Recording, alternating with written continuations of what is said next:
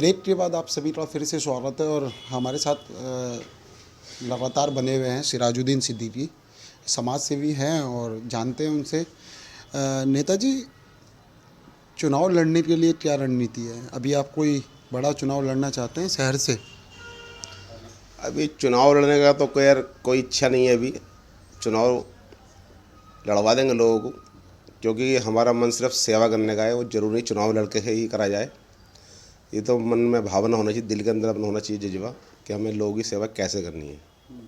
UP में अभी हम जब ब्रेक पे जा रहे थे उससे पहले भी हमारी आपसे बात चल रही थी। यूपी में इस बार नतीजे कैसे होंगे और कौन इस बार उत्तर प्रदेश में सरकार बना पाएगा? उत्तर प्रदेश में सरकार के तो अभी देखिए, चुनाव थोड़ा डिक्लेयर हो जाए, कैंडिडेट आ जाए, उसके ऊपर ही थोड़ा आंकड़े लगा पाते हैं। अभी तो पहले कहना कोई नामुमकिन है, क्योंकि आप भी समझ सकते हो, मैं भी समझ सकता हूँ सरकार किसकी है और किस तरीके से चुनाव जीते जा रहे हैं। तो उससे तो क्लियर है, उससे तो कोई भी जीत जाएगा। अब बाकी नतीजे कैंडिडेट उतरने के बाद ही पता लग पाएगा। अच्छा नेताजी, लव जिहाद एक मसला था और बड़ा सुर्खियों में रहा। बीजेपी जब आई थी तो उसने डायरेक्टली बोला था हम लव जिहाद पर भी कानून बनाएंगे। कानून वो पास हो भी चुका है और शायद राष्ट्रपति जी के साइन भी उस पर हो चुके हैं। तो आप लव जिहाद वाला जो मुद्दा है उसे किस तरह से और किस नज़रिए से देखते हैं? क्योंकि आप बेटी रक्षा दल से हैं, संस्था से जुड़े हुए हैं। आपकी संस्था में हिंदू भी मुस्लिम भी सभी साथ चलते हैं। तो मैं जानना चाहता हूँ आप लव जिहाद वाले मुद्दे को किस तरह से देखते हैं? लव जिहाद वाला मुद्दे मैं सिरे से खारिज करता हूँ। अगर लव जिहाद में बीजेपी काम करती है तो सबसे पहले वो वाकई अगर लव जिहाद में काम कर रही है, मुस्लिमों से उनको हमदर्दी है या लव जिहाद के लोगों से उन्हें हमदर्दी है, तो पहले जो उनके अंदर छुपे हुए सपोले बैठे हैं, जो बीजेपी के कद्दावर नेता हैं, जो लड़कियों से हिंदू लड़कियों से शादी करके बैठे हैं या हिंदू वो मुसलमान लड़कियों से शादी, उनको पहले बाहर निकालें। तो मुझे लगता है कि जब हम घर से निकालेंगे जब भी देश से निकाल पाएंगे लव जिहाद वालों को। नहीं, नेताजी, लव जिहाद जो एक कानून पास हुआ है उस कानून के अंदर ये ज़रूरी नहीं है वो मुसलमानों के ऊपर थोपा जा रहा है या किसी एक विशेष धर्म के ऊपर थोपा जा रहा है। लव जिहाद का जो कानून बना है वो कानून उतना ही हिंदू के लिए भी सक्षम है जितना मुसलमान के लिए। यानी कि जो लव के साथ धोखा करते हैं और झूठ बोलकर किसी से शादी करना या अपनी पहचान छुपाना, वो चाहे हिंदू हो या मुसलमान हो, जो उस पर रूल है वो दोनों पे लागू है। आप उस बात से संतुष्ट हैं या नहीं है? नहीं, उससे हम संतुष्ट नहीं हैं, क्योंकि हिंदुस्तान की जो गंगा जमुना की तहजीब है पूरे वर्ल्ड में मशहूर है। उसकी तहजीब की वजह से हम जाने जाते हैं। और आज हम लव जिहाद के नाम पर हिंदू मुसलमानों को बांट दें, ये हमारा ज़मीन नहीं कहता, ये बेटी रक्षा दल परिवार नहीं कहता। देखो, बच्चा बालिग है और उनको फैमिली खुश है तो उसके ऊपर हम एक्शन लेना बेवकूफ़ी है। अभी पिछले टाइम में कोरोना की बड़ी महामारी चल रही थी। बहुत जनता परेशान थी, बेहाल थी, बहुत सारे लोग अपने घरों में कैद थे। इस बार भी दोबारा से लॉकडाउन आने की संभावना है। अभी वैसे ऐसा कुछ नहीं है, कोई गाइडलाइन ऐसी पास नहीं हुई जो लॉकडाउन लागू हो जाए, पर फिर भी कुछ ऐसे लोग हैं जिनके मन में ये शंका यार दोबारा से लॉकडाउन ना आ जाए। उस स्थिति में आप लोगों को किस तरह से जागरूक कर रहे हैं? ज़रा थोड़ा ये भी डिटेल में। उस तरह से लोगों को जागरूक इसी तरीके से कर रहे हैं कि मास्क लगाएं, सेफ्टी करें, क्योंकि ये जो कोरोना वायरस है ये एक वायरस ही है। इससे बड़े बड़े वायरस सबसे पहले भी आए हैं। इससे अगर हम लोग सेफ्टी करेंगे तो इससे हम लड़ सकते हैं आराम से, कोई बड़ी बात नहीं है। तो ये तो लोगों ने भय का भूत ही बना दिया है कुछ। और पीछे लॉकडाउन के अंदर भी लोगों ने परेशान हुए थे कुछ नासमझी की वजह से। बाकी लोग जागरूक हैं, ऐसा नहीं है। सब अपनी सेफ्टी करना आप समझ चुके हैं, सेफ्टी कैसे करनी है। सेवा आपने की थी, पिछले लॉकडाउन में भी आपने दान बांटा था। जिनको जो ज़रूरत थी, चाहे वो पैसा हो, चाहे वो अनाज हो, चाहे वो कपड़े हों, वो सब आपने दिए थे और बहुत सारी मदद आपने दी थी। तो वो क्या आप दोबारा से या फिर से ये संस्था जो है आपकी बेटी रक्षा दल संस्था, क्या अभी भी ये काम लगातार जारी है या फिर आपने अभी इसमें कुछ ढील दे दी है अपनी तरफ से? नहीं, ढील नहीं दी। जब तक बेटे दल परिवार के सांस में सांस है, ढील नहीं देगी। हम लोगों ने पीछे लॉकडाउन में भी काफ़ी लोगों की, हमने क्या, हमारे परिवार ने क्या, हमारे सभी साफ जैसे भाइयों की मदद से ही सब लोगों की मदद कर पाए। जिसकी जो ज़रूरत थी उनको हमने खाना, अनाज जो भी बस की था उनको पहुँचाया। कुछ हमारे किराएदार थे उनको किराया माफ़ करा। बाकी हाँ, एक बात ज़रूर है, थोड़ा शक के दायरे में आते हैं, सरकार ने किसी को कुछ माफ़ नहीं करा। आपने और मैंने ज़रूर माफ़ कर दिया, संस्थाओं ने माफ़ कर दिया, पर सरकार ने कुछ माफ़ नहीं करा। सर किसान में दोबारा से, मैंने पहले भी मुद्दा उठाया और मैं दोबारा से किसानों के मुद्दे पे आ जाता हूँ। अभी आपके यहाँ से मात्र 10 किलोमीटर दूर किसान धरने पर बैठे हैं, बॉर्डर पर बैठे हैं, हम शहर में बैठे हैं। तो क्या सहायता आप उन्हें दे रहे हैं और किसानों की जो जायज़ मांग है, क्या चाहते हैं हम? एमएसपी एक मुद्दा है किसानों के लिए, सरकार बोल रही है ये मुद्दा नहीं है और एमएसपी में ऐसा कुछ नहीं होने वाला है, पर सरकार अपनी मांग पर अड़े हुए हैं कि हमें एमएसपी के दायरे में ना लिया जाए। तो आप क्या उनको संदेश देना चाहते हैं या सरकार तक क्या अपनी आवाज़ पहुंचाना चाहते हैं?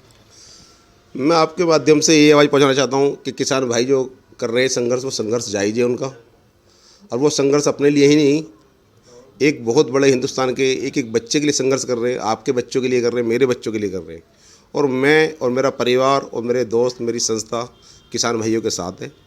और सरकार से रिक्वेस्ट करते हैं वो उनकी मांगें सुने, उनकी बातों को माने, उस पर किसानों को बिठा कर बात करने की कोशिश करें।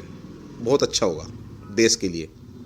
नेताजी, अभी बहुत जल्दी देश के अंदर वैक्सीन आने वाली है। इस वैक्सीन के लिए किस नज़रिए से आप देखते हैं और क्या कहना चाहते हैं? वैक्सीन तो अभी मेरे ख्याल से नहीं आ रही, ना ही इन लोगों को लाने बस की है। ये तो सरकार का एक जुमला है जो हम पिछले कई सालों से सुनता रहे हैं। वैक्सीन के ऊपर बात करें हम लोग, 8-9 महीने हो गए, हर चुनाव में, पीछे बिहार में चुनाव में देखो सबको वैक्सीन बांटे आए थे, ये वोट लेने के लिए सबको वैक्सीन बांटी है। इतनी बेशरम सरकार हो चुकी है, इनको कोई ना कोई नया मुद्दा चाहिए। अब इनके पास और कोई मुद्दा राम मंदिर नहीं है, 370 नहीं है, हिंदू मुस्लिम भी बैठ गया है, किसान बैठ गया है। अब इन पर वैक्सीन का नया मुद्दा उठाने की कोशिश कर रहे हैं। अगर इनमें हिम्मत है तो वैक्सीन ला के दिखाओ ना, तैयारी तो पूरी करो अपनी। तैयारी पूरी करने लोगों को डराने का काम कर रहे हैं। और कुछ गुंडे छोड़ दिए इन्होंने, मैं गुंडे ही कहूँगा, क्योंकि जैसे हमारे यूपी के सीएम कहते हैं ना, उनके आपने कई बार नोटिस करा होगा, वो गुंडागर्दी टाइप से ही एक इंटरव्यू देते हैं। उन्हीं के लहजे में मैं अगर बात करूं, इन्होंने अपने गुंडे छोड़ दिए हैं। किसी को मास्क के नाम पे चालान काट रहे हैं, किसी को कोरोना के नाम पे उनके साथ उल्टी सीधी हरकत हो रही है। जो इनकी मंथली देते हैं सरकारों को, जो हॉस्पिटल, वहाँ उल्टे सीधे काम हो रहे हैं, उनको लाश नहीं दी जाती। ऐसा नहीं है कोरोना है, मगर इतना नहीं है कि हमें बहुत ज़्यादा डरा दिया जाए। और वैक्सीन तो अब इनके पास दूर दूर तक नहीं है अभी। आपको बीजेपी सरकार के सारे जो विकास कार्य हैं वो जुमले ही क्यों नज़र आते हैं? आपकी सरकार भी थी, 60 साल आपको भी दिए, आपके पास भी समय था, आपने उस समय रहते वो सारे मुद्दे, वो सारी चीज़ें जो आज बीजेपी दे रही है, धारा 370, राम मंदिर, ये वो जितना भी सब दे रहे हैं, तो वो आपको सिर्फ जुमले क्यों रखते हैं? आपके होने के बावजूद भी आपने वो वादे पूरे क्यों नहीं किए 60 साल के अंदर? ये भी तो आप पर भी जवाबदेही बनती है ना। आप सही कह रहे हैं, हमारे पे जवाबदेही बनती है, मगर आप 60 साल का रिकॉर्ड उठा के देखिए और इस 6 साल की सरकार का रिकॉर्ड उठा के देखिए। अब तक जितने रोड, टेक्नोलॉजी, हाई टेक्नोलॉजी इतनी बनी है, मेट्रो कौन लाया? अब से पहले बीजेपी थी क्या? आप खुद समझदार हैं पत्रकार बंधु भाई मेरे, आपने देखो मेट्रो कांग्रेस की लाई हुई है, technology, high technology, mobile, laptop, ये सब कांग्रेस के लाए हुए हैं। देश की तरक्की में बहुत बड़ा हाथ कांग्रेस का रहा है। और इनकी सिर्फ जुमलेबाजी करा लो। एक बात बताइए आप, आज तक के पूरा रिकॉर्ड उठाइए, जब से हमारा देश आज़ाद हुआ है, सबसे ज़्यादा इस प्रधानमंत्री की और हमारे इस सीएम की बेइज्जती हो रही है, जो हमारी इंटरनेशनल में देखने को मिल रही है। फिर भी बेशर्मी की हदें पार कर रहे हैं लोग। बेटी रक्षा दल एनजीओ के साथ आप जुड़े हुए हैं और बेटियों का जब नाम आता है बेटी रक्षा दल, तो एक बड़ा नाम है। और देश में जब बेटियों का बलात्कार होता है, उन पर अत्याचार होते हैं और उनके साथ अन्याय होता है, तो आप उसमें किस तरह की भूमिका निभाते हैं?